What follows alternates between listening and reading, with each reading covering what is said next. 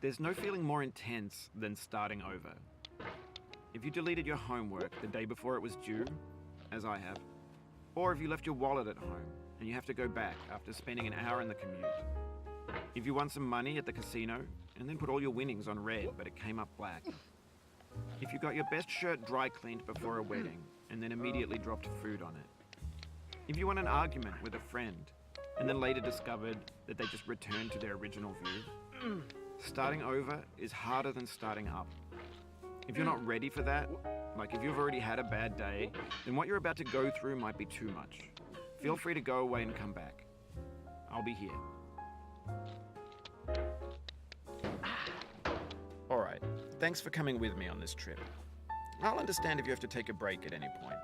Just find a safe place to stop and quit the game. And don't worry, I'll save your progress, always, even your mistakes. This game is a homage to a free game that came out in 2002, titled Sexy Hiking. The author of that game was Jazzuo, a mysterious Czech designer who was known at the time as the father of B games. And B games are rough assemblages of found objects. Designers slap them together very quickly and freely, and they're often too rough and unfriendly to gain much of a following. They're built more for the joy of building them than as polished products. In a certain way, Sexy Hiking is the perfect embodiment of a B game. It's built almost entirely out of found and recycled parts, and it's one of the most unusual and unfriendly games of its time. In it, your task is simply to drag yourself up a mountain with a hammer. And that act of climbing, in the digital world or in real life, has certain essential properties that give the game its flavor. No amount of forward progress is guaranteed. Some cliffs are too sheer or too slippery. And the player is constantly, unremittingly in danger of falling and losing everything. Anyway, when you start Sexy Hiking, you're standing next to this dead tree that blocks the way to the entire rest of the game. It might take you an hour to get over that tree, and a lot of people never got past it. You prod and you poke at it, exploring the limits of your reach and your strength, trying to find a way up and over. And there's a sense of truth in that lack of compromise. Most obstacles in video game worlds are fake. You can be completely confident in your ability to get through them once you have the correct method or the correct equipment or just by spending enough time. In that sense, every pixelated obstacle in Sexy Hiking is real. The obstacles in Sexy Hiking are unyielding, and that makes the game uniquely frustrating. But I'm not sure Jazzuo intended to make a frustrating game. The frustration is just essential to the act of climbing, and it's authentic to the process of building a game about climbing. A funny thing happened to me as I was building this mountain.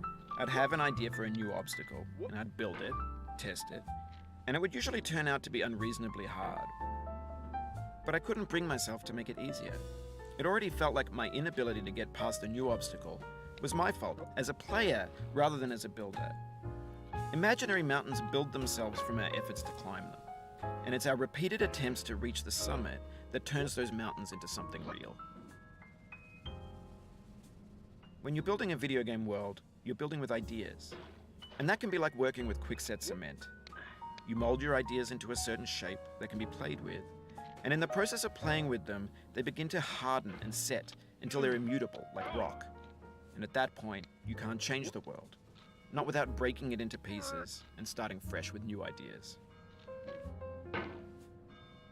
For years now, people have been predicting that games would soon be made out of prefabricated objects, bought in a store and assembled into a world. And for the most part, that hasn't happened, because the objects in the stores are trash. I don't mean they look bad or that they're badly made, although a lot of them are.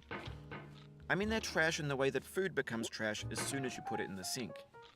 Things are made to be consumed and used in a certain context, and once the moment is gone, they transform into garbage.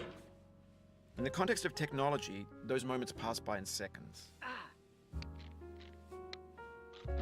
Over time, we've poured more and more refuse into this vast digital landfill that we call the internet. It now vastly outnumbers and outweighs the things that are fresh and untainted and unused. When everything around us is cultural trash, trash becomes the new medium, the lingua franca of the digital age. And you can build culture out of trash. But only trash culture. B games, B movies, B music, B philosophy. Maybe this is what digital culture is. A monstrous mountain of trash, the ash heap of creativity's fountain. A landfill with everything we ever thought of in it. Grand, infinite, and unsorted.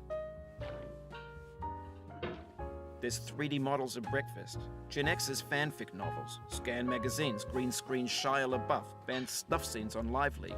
Facebook's got lifelike bots with unbranded adverts and candid shots of Kanye and Taylor Swift mashups, car crash epic failed GIFs, Russian dashcam vids, discussions of McRibs, discarded, forgotten, unrecycled, muddled, rotten, untitled.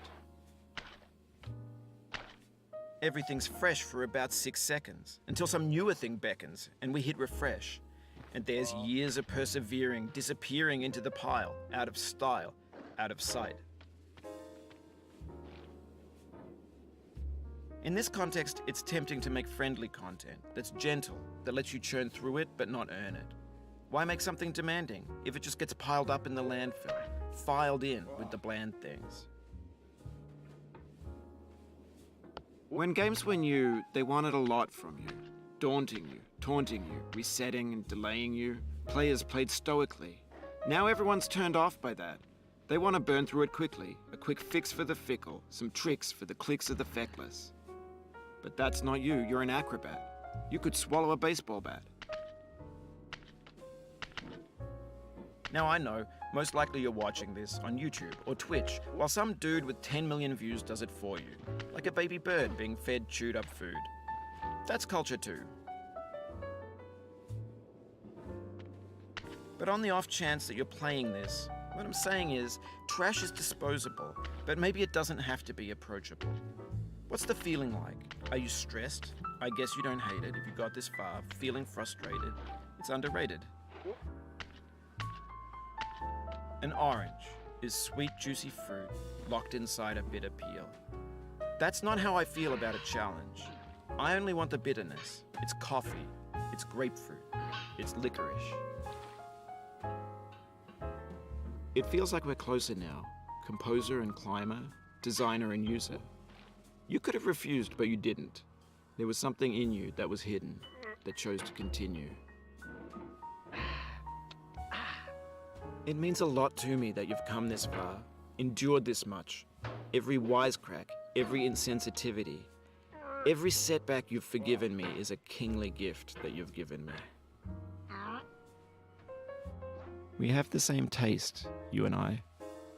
It's not ambition, it's ambition's opposite. An obdurate mission to taste defeat. You'll feel bad if you win, so I put this snake in for you. Have you thought about who you are in this? Are you the man in the pot, Diogenes? Are you his hand? Are you the top of his hammer? I think not. Where your hand moves, the hammer may not follow, nor the man, nor the man's hand. In this you're his will, his intent, the embodied resolve in his uphill ascent. Now, you've conquered the ice cliff, the platforms, the church, and the rectory, the living room and the factory.